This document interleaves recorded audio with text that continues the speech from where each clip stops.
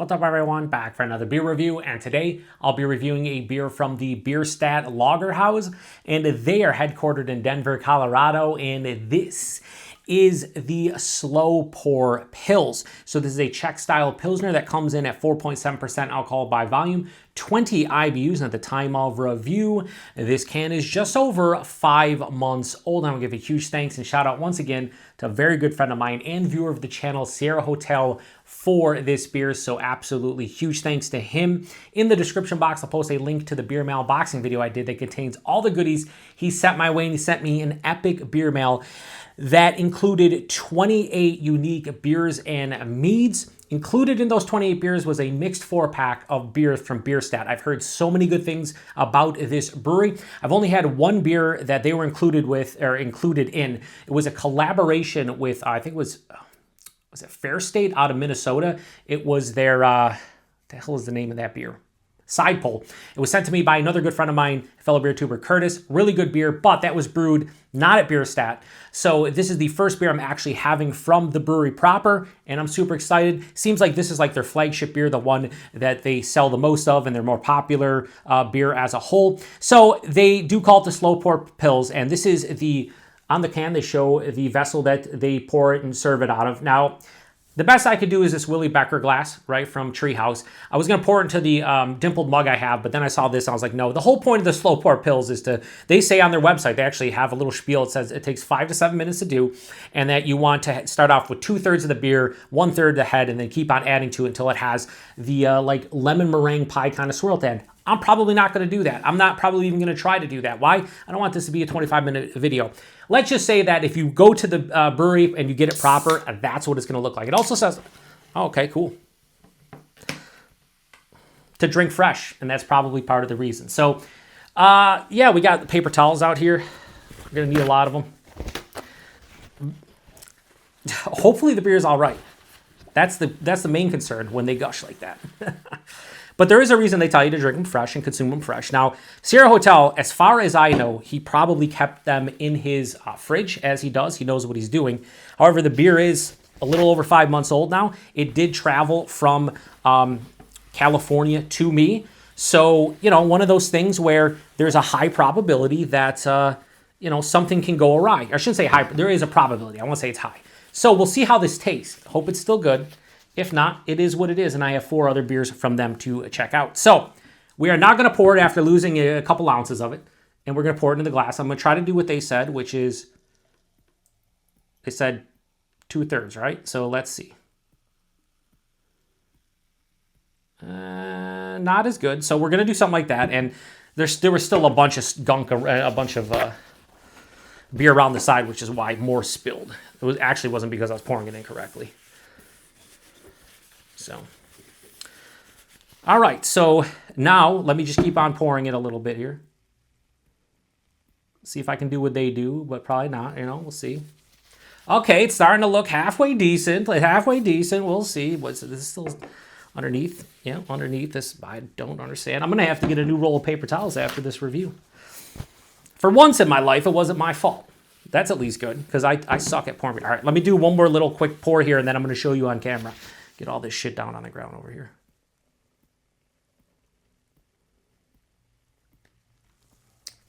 All right, throw this over here like that, and show you guys. I did not as good as they did, but hey, it's fine. All right, it's fine. So it has that beautiful clarity to it. It has a golden straw color. It looks exactly on camera how I'm seeing it in person. Clarity's through the roof. It had, you know, 3 fingers of that nice swirly head that is now dissipating very slowly. Didn't take me 5 to 7 minutes. Took me a couple. I didn't do it as correctly as they did, but it's fine. Yeah, it looks like exactly what you expect out of a German Pils. I mean, nothing more, nothing less. Beautiful. All right, let's get a nose. It smells good. Oh yeah, it smells real good. Very biscuity and crackery from the malt. And one thing with German Pilsners, they say it's a northern German Pilsner. And I believe, as far as like the northern German Pilsners go, they have a little bit more hop character to them. I feel like German Pilsners as a whole have more hop character than like Czech style, which is why I always say I prefer Czech style because of the balance. However, this beer right now has a beautiful hop character, even at over 5 months old. Yeah, I mean, it just has this beautiful, like zippy kind of like spiciness. There's a little bit of herbaceousness and a grassiness. Yeah, like I would say more of like an herbaceous grassiness. Some nice like spritzy kind of zesty citrus, more in like the lemon realm. White pear. I always say red apple, sure. But that biscuity, crackery malt character is definitely here. There is that sulfuric lager funk that you get with a lot of German lagers. Man, it's like almost like an American craft lager that has more of a hop character to it, and it's more well-rounded. And the only reason I say that is because while it's crackery and bready, it doesn't necessarily have like a, I don't know, might have to take that back. It smells more like a proper German Pils. It smells really good. Like it's making my mouth water. I want to get into it. So cheers, everybody. Thanks again to Sierra Hotel. Prost.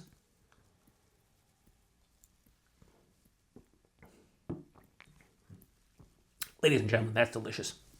If you're somebody that wants a little bit more, and again, you're probably drinking German Pils because of this, but it has a beautiful hop character that's not, this isn't hop forward, but the hop character that's here, very bright on the palate, very boisterous. It's noticeable. But man, that biscuity, crackery malt character, beautiful. It intertwines to produce something absolutely delicious.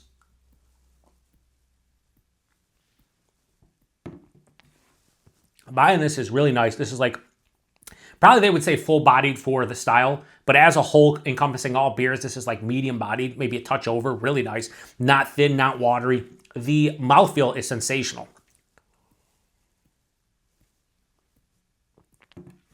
Moderate, touch over moderate carbonation, spritzy on the palate, very crisp, super clean beer, very refreshing, but it's also smooth going down in the second half of the palate. As you can see, I'm taking huge sips and crushing this because it's delicious.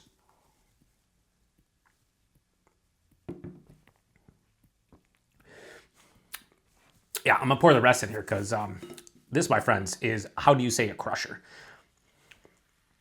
All right, so body and mouthfeel are great. The taste is, it's not super complex, but what it delivers on is just really quality characteristics on the palate. Forefront. More of a crackery than, I keep on saying biscuity crackery. It's more of like a crackery biscuity malt. It's more cracker-esque, but there is biscuity characters. That's an omnipresent front to back. Never the predominant note, but always along for the ride. After that, lemon zest, lemon pith, zesty lemon, zippy lemon, somewhat of like a bittering like citrus pith too. Like that hits me at the forefront. Passes through, again, red apple. There's a little bit of it like a white pear closer. I would say a white pear skin with the red apple being closer to the core. Maybe even a little bit of a touch of like a honey characteristic too from the malt. The finish is that spicy, grassy kind of herbaceousness that just works so well with the rest of the beer. Now, this has a more approaching moderate bitterness. Very dry too. Not bone dry, but we'll say firmly dry with an approaching moderate bitterness. So it does balance it out, and it might lean a little bit more to the hop side of things, but there's such a, I said this isn't an overly complex beer. I think there's more complexity to the malt character than the hop character, believe it or not. And even with the yeast in here and everything, playing its role, I do think this is a delicious beer. Now, not uber fresh, just over 5 months old, a little bit of a gusher here. So I don't know how this tastes super fresh, but I'd have to imagine this is absolutely fantastic fresh. Probably more so than what I'm drinking right now, and right now it's sublime. So yeah, I'm gonna take one more sip and give you guys a rating, 4.7%. You can't tell. You just know this is a quality German lager of some sort, and that you just want to drink a bunch of pints of this one. Yeah, I mean, one more sip.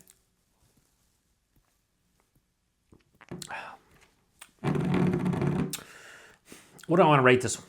You know what? I'm going to give this a pretty goddamn solid score. So I'm going to give Bierstadt Lagerhaus the slow pour Pils. I'm going to give this a low 4.5 and go 4.45.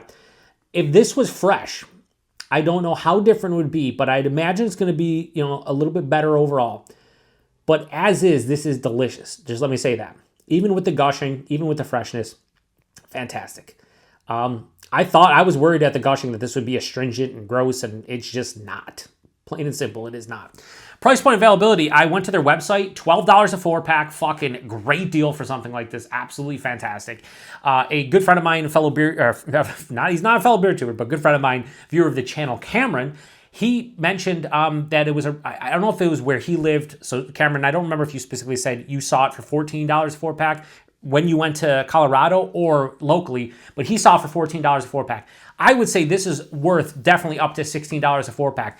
A lot of the East Coast breweries, from the Schillings to the Suarez, the Human Robots, all their stuff is usually over $14 a 4-pack, and a lot of it is in that $16 to $18 realm. This for $12 for a 4-pack from the brewery is outstanding value nowadays, so I can't recommend, if you're in Colorado, more specifically Denver, and you can get to Bierstadt, go get this beer, because that is great, and it's going to be quite fresh.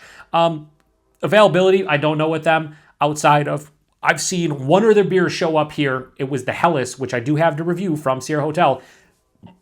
One place got it, the One Stop Brew Shop in Rochester, New York, and they got it, and it sold out, I think, in like that day. Like, they only got, I think, a couple cases of it, but that's the only time I've ever seen it in the Buffalo/Western New York area. So we don't see it here in New York State too often, but I'd imagine they get maybe some distribution. Check out the website. They might have a beer finder. All I know is I got a mixed 4-pack. This is the first of the 4. I can't thank Sierra Hotel enough.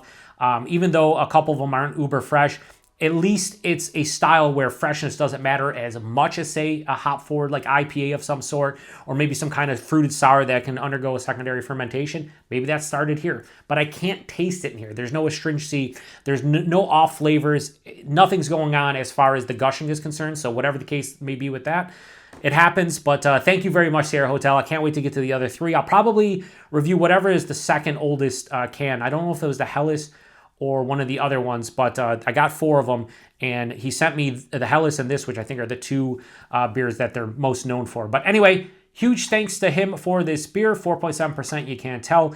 That sulfuric lager funk too, as I keep on talking, there's a little bit of a funkiness, a little bit of that lager funk. It's definitely noticeable, but I get that with a lot of German beers, so I don't think that is really misplaced as far as the style goes. Just thought I'd mention it though, because it definitely is there, and there is a lingering bitterness still that's still with me after a couple minutes of taking my last sip. So yeah, really good. If you've had this one before or anything from Bierstadt, post in the comment section. I'd love to hear from you. Appreciate everybody stopping by for another beer review here on the Beer Patrol. To the next one. Cheers. Prost.